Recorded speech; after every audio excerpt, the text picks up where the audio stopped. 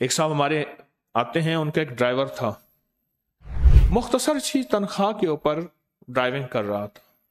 मुझसे कहने लगे, मालिक कहने लगे, इनका जो नाना था फलां जगह का रईस आजम था, गाड़ी लेके कभी बेचता नहीं था। फिर उसकी गाड़ी अगर थोड़ी सी पुरानी होगी खड़ी कर देता था, उसकी गाड़ी के अंदर परिंदे घोंसले बना लेते थे। कभी गाड़ी नहीं बेचता था। फलां जगह उसका बंगला था, फलां जगह था, फलां जगह था। और बाप का रकबा, बाप की जायदादें और बाप की जागीरें वो इतनी ज्यादा थीं, पर माल महफूज ना रहा, माल महफूज ना रहा। अब आलम यह है कि कहने लगा कि बेटे को उठा के इसने मेरे पास कहीं फलां मेरा शोबा है उस पे लगा दिया है कि आप इसको दे देना, बस इतना दे देना कि मेरे घर में 2 टाइम की रोटी चल जाए। बेटे का हाल यह है और बाप का हाल यह है, और वो सारी जागीरें और वो सारा माल और सारी दौलतें और सारे वकार और सारी इज्जतें और सारी सरबलंदियां और सारी पगें खत्म हो गए, माल महफूज ना रहा। मेरे आका का फरमान है, अपने मालों को ज़कात के जरिए महफूज करो। और जब मुआशरे में ये आ जाए कि जो ज़कात देने वाले हैं खुद लेने वालों की लाइन में लग जाएं। आपके रमजान में सबसे ज्यादा जो ज़कात अतियात हैं वो कराची में चलते हैं, मेरे मुशाहिदे में बहुत ज्यादा। कराची वालों में बड़े बड़े सखी बैठे हुए हैं, बहुत बड़े सखी बैठे हुए हैं, और उनका माल लेने वालों के कराची में और सऊदी अरब में खेप जाती है। मैंने कहा ये कौन है? उसने कहा जी खरगोश वीजे पे आए हैं। मैं कहा वो कोई सा क्या होता है? कहने लगे आते हैं फिर कहीं गुम हो जाते हैं, पकड़े गए तो फिर उन्होंने कुछ अर्सा जेल में रखा और वापस भेज दिया।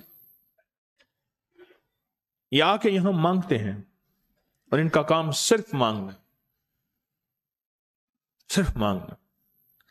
और उनमें वो लोग हैं जो वाकई ज़कात देने वाले थे, सदकात देने वाले हैं, खैरात करने वाले हैं और अल्लाह को देने वाले थे। आप महसूस करें चौराहों पे बार बूढ़े और बाज जवान और बाज लोग ऐसे होते हैं जिनके बारे में आप बाजों का चौंक जाएंगे, ये तो वो शख्स नहीं है, ये फलां जानने वाला है, ये कैसे मांग रहा है? नस्लों में माल अगर महफूज करना है, जायदाद महफूज करनी है और प्रॉपर्टी क्या चाहते हैं नस्ल दर नस्ल काम आए, तो उसका वाहिद हल यह है कि फरमाया, मेरे आका का फरमान है, अपनी नस्लों का माल ज़कात के जरिए महफूज कर लो। फिर ज़कात निकालने के बाद फेंकनी नहीं है, ये मेरी दरख्वास्त है। जो भी कपड़ा लगा दे, बैनर लगा दे, उसको ज़कात देनी शुरू कर दी। ये ज़कात का फेंकना है, देना नहीं है। ज़कात तो दी जाती है और देने के लिए तलाश होती है। तलाश कौन मुस्तहिक है, और तलाश में सबसे पहले रिश्तेदार, तलाश में सबसे पहले रिश्तेदार, ऐसा रिश्तेदार या ऐसे रिश्तेदार कि जो सारी जिंदगी मेरे माँ बाप को उन्होंने जलील किया हो, रुसवा किया हो, ख्वार किया हो, परेशान किया हो, तोहमतें लगाई हों, जिल्लतें दी हों, और है वो जरूरतमंद, वाकई है वो जरूरतमंद, है वो जरूरतमंद वाकई।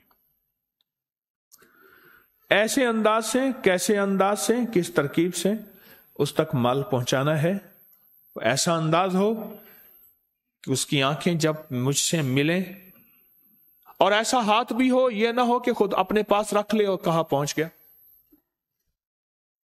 एक बंदा मुझे अपने पास एक दोस्त ले आया, कहने लगा मेरा गहरा दोस्त है, मैं आज तक अपने रिश्तेदारों का माल इसके जरिए भेजता रहा, उनकी हमारी सुलह नहीं थी, बोलचाल खत्म नहीं थी, आपका दर्द सुन के मुझे एहसास हुआ, मैं उनका माल भेजता रहा और ये देता रहा, हमारी सुलह हुई है, तो उन्होंने हमसे शिकवा किया है, आप खुद तो अच्छा खाते हैं, चलो हम दुश्मन थे, कभी इंसानियत के नाते हमें पूछ लेते।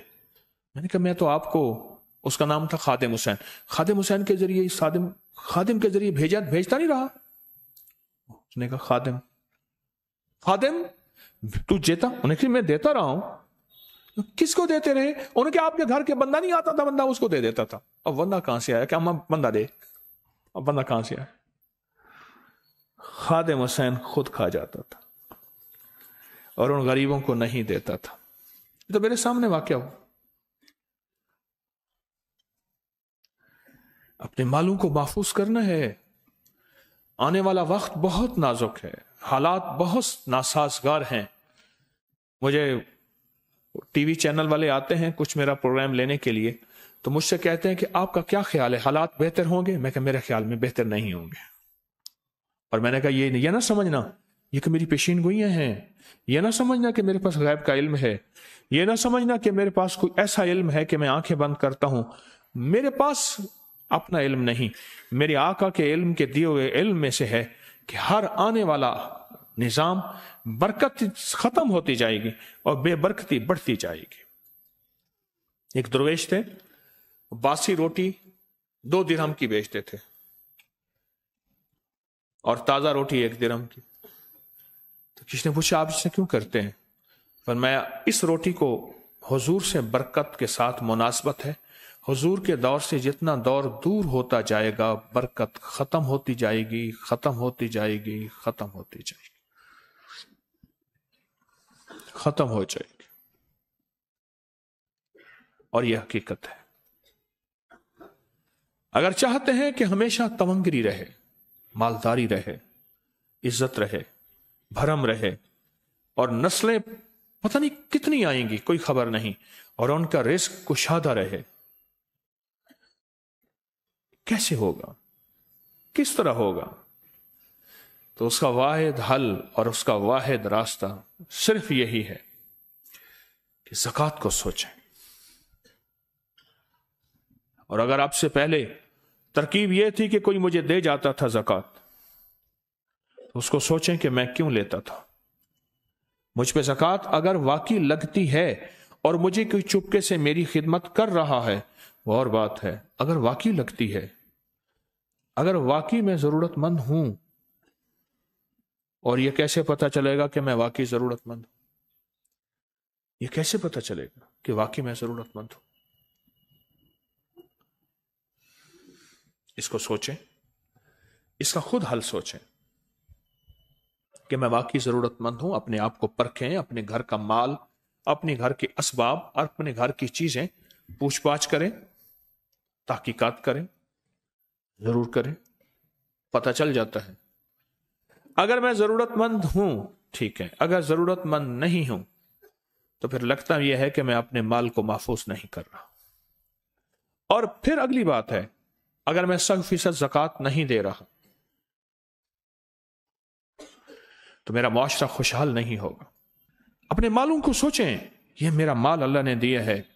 मेरे वालिद गरीब थे, मेरा दादा गरीब था, या मेरा वालिद मालदार था, या मेरा दादा मालदार था।